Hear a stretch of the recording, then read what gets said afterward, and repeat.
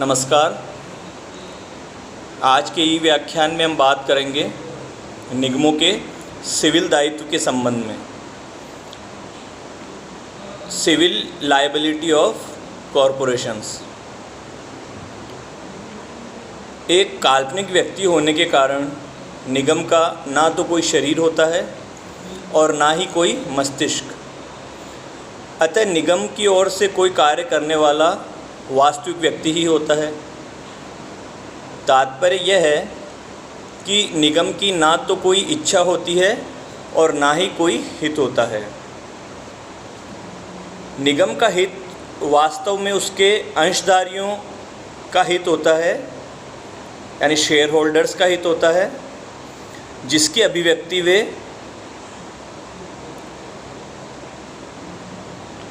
उनका प्रतिनिधित्व करने वाले निदेशकों के द्वारा होती है। फिर भी विधिक दृष्टि से निगम एक ऐसा काल्पनिक व्यक्ति है जिसके हित भी होते हैं, अधिकार और कर्तव्य होते हैं और वो उसकी संपत्ति भी होती है। परिणाम स्वरूप निगम के विरुद्ध उसके नाम से वाद लाया जा सकता है और उसे सिविल तथा आपराधिक दोनों ही विधियों के अंतर्गत दायित्वाधीन ठहराया जा सकता है। निगम के सिविल दायित्व की बात करते हैं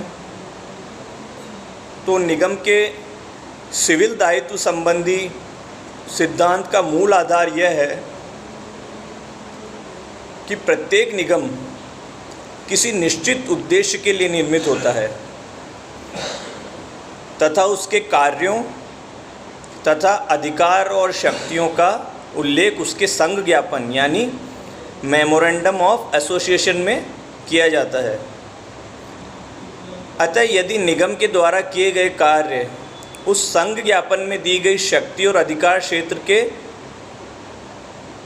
अंतर्गत किया जाता है जिससे किसी व्यक्ति को क्षति होती है, तो वह व्यक्ति निगम के विरुद्ध क्षतिपूर्ति के लिए वाद दायर करके हानि की वसूली कर सकता है। परंतु यदि वह कृत्य शक्ति बाह्य यानी अल्ट्रा वायर्स होता है, यानी जो संघ ज्ञापन में अधिकार और शक्तियाँ दी गई है उसकी सीमा से परे होता है, तो अपकारित व्यक्ति निगम को दायी नहीं ठहरा सकता और निगम ऐसे मामलों में दायी नहीं होता है। सामंड के अनुसार निगम का जो सिविल दायित्व संबंधी जो सिद्धांत है ये उसको सदोष लोपों यानी रॉन्गफुल ओमिशंस के मामले में लागू नहीं किया जा सकता। सामंड आगे कहते हैं कि जिस प्रकार नियोक्ता यानी एम्प्लॉयर अपने नौकर के अपकृत्यों के लिए दायी होता है, उसी प्रकार निगम भी अपने एम्प्लॉयज़ द्वारा अपने कर्मचारियों द्वारा उनके नियोजन काल में किए गए अपकृत्यों के लिए दायी ठहराया जाएगा। इस प्रकार सामंड ने निगमों के अपकृत्य संबंधी दायित्व का समाधान प्रतिनिहित दायित्व यानी वाइकेरियस लायबिलिटी के सिद्धांत के माध्यम से किया है। अतः अपकृत्य विधि में निगम का दायित्व ठीक वैसा ही होता है जैसा कि सेवक द्वारा किए गए कार्य के लिए जो कि उसके नियोजन काल में किए जाते हैं स्वामी या नियोक्ता का दायित्व होता है।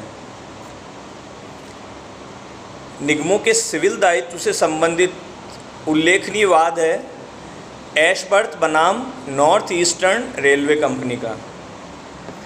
इस वाद में रेलवे कंपनी ने एशबर्थ नामक चिकित्सक के विरुद्ध इस आधार पर वाद चलाया कि उस चिकित्सक ने रेल दुर्घटना में एक यात्री को झूठा प्रमाण पत्र दिया था। इस वाद का निर्णय चिकित्सक के पक्ष में हुआ। निर्णय के पश्चात चिकित्सक ने रेल कंपनी के विरुद्ध अपकृत्य विधि में दोषपूर्ण अभियोजन मैलिशियस प्रोसिक्यूशन के लिए वाद चलाया और रेलवे कंपनी से क्षतिपूर्ति की मांग की। द्वेषपूर्ण अभियोजन में वादी को यह सिद्ध करना होता है कि प्रतिवादी ने पहला वाद बिना किसी युक्तियुक्त कारण के चलाया था। इस वाद में निर्णय देते हुए लॉर्ड ब्रामवेल ने विनिश्चित किया कि एक कल्पित व्यक्ति यानी काल्पनिक व्यक्ति होने के कारण निगम का कोई विद्वेष नहीं हो सकता और ना ही कोई हेतु यानी मोटिव नहीं हो सकता है। इसलिए उसका दूषित आशय होने का प्रश्न ही नहीं उठता। चूँकि निगम कोई सदोष कार्य नहीं कर सकता, इसलिए अपकृत्य या दंड विधि में उसका दायित्व नहीं हो सकता। इस वाद का सैद्धांतिक रूप से खंडन करते हुए लॉर्ड लिंडले ने सिटीजन्स लाइफ इंश्योरेंस कंपनी बनाम ब्राउन के वाद में विनिश्चित किया कि निगम को मानहानि के अपकृत्य के लिए दायित्वाधीन ठहराया जा सकता है। इस वाद के तथ्य इस प्रकार हैं कि बीमा कंपनी के अधीक्षक ने पॉलिसीधारियों को एक सर्कुलर जारी भेजा जिसमें कंपनी के एक भूतपूर्व कर्मचारी के विरुद्ध अभिकथन किए गए थे। इस पर उस कर्मचारी ने कंपनी के विरुद्ध अपकृत्य विधि के अंतर्गत मानहानि का वाद संस्थित करते हुए क्षतिपूर्ति की मांग की। इस वाद में विचारणीय प्रश्न यह था कि क्या निगम द्वारा मानहानि की जा सकती है, यानी क्या निगम का कोई आशय या मानसिक तत्व हो सकता है जो मानहानि के विरुद्ध मानहानि के लिए सिद्ध किया जाना आवश्यक है। क्योंकि निगम का स्वयं का कोई शरीर नहीं होता और ना ही उसका कोई मस्तिष्क होता है, उसकी हित और इच्छा भी नहीं होती, उसका विद्वेषपूर्ण आशय यानी मेलाफाइड इंटेंशन भी नहीं हो सकता, उसका हेतु मोटिव भी नहीं होता। तो इस वाद में उल्लेखनीय बात यह थी कि क्या इतना सब ना होते हुए भी निगम द्वारा किसी की मानहानि की जा सकती है।